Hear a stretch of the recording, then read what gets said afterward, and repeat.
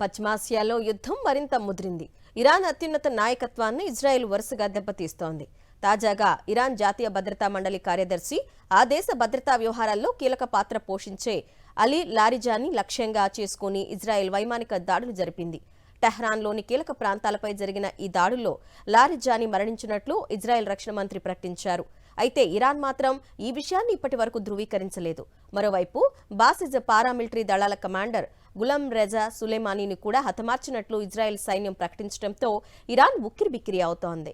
Israel గాలింపు దాడులు Iran గుండెల్లో వణుకు పుట్టిస్తున్నాయి.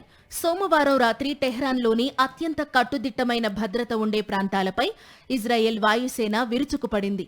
ఈ దాడుల్లో ప్రధాన లక్ష్యం అలీ లారిజాని. ఇరాన్ సుప్రీం నేతకు అత్యంత సన్నిహితుడు, మాజీ న్యూక్లియర్ నెగోషియేటర్ అయిన లారిజాని ప్రస్తుతం నేషనల్ సెక్యూరిటీ కౌన్సిల్ సెక్రటరీగా వ్యవహరిస్తున్నారు.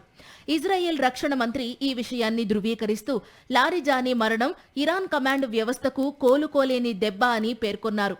అయితే లారిజానీ నుంచి త్వరలో ఒక సందేశం వస్తుందని ఇరాన్ స్టేట్ మీడియా పేర్కొనడం సస్పెన్స్ ను పెంచుతోంది.